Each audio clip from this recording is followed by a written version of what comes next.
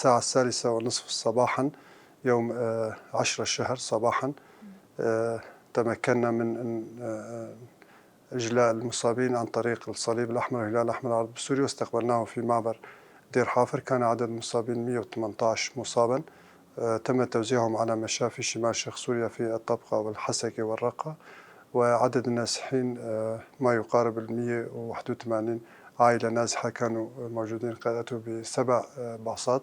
كان بينهم عدد كبير من الأطفال والنساء.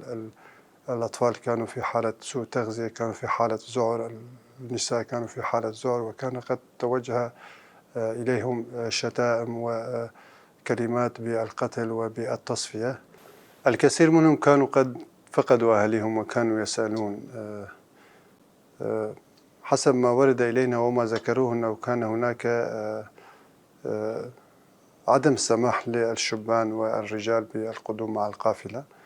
حسب ما ظهر في الصور كمان كان هناك اعتقالات كبيرة لأهل الحي.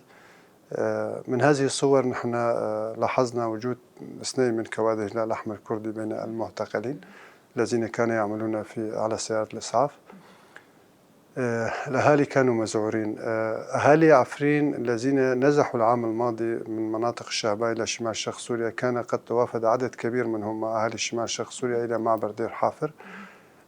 كانوا يسألون عن أهاليهم. الكثير منهم حسب ما ناقشنا معهم وحسب في المعبر أنهم لم يتمكنوا من رؤية أهاليهم بين القافلة التي أتت.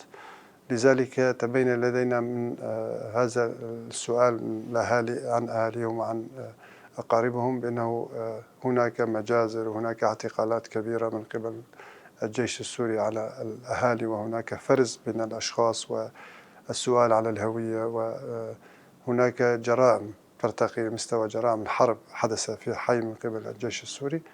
المصابين كانوا توجد حالات حرجة تحتاج إلى التدخل السريع، تم تحويلهم إلى المشافي. حالات كانت متوسطة، حالات كسور، توجد حالات طرق ناري، توجد حالات شظايا نتيجة القصف بالمدافع. تم تحويل المصابين إلى جميع المشافي وأجرت لهم عمليات الجراحية، وهناك حالات تستدعي إلى مشافي متقدمة.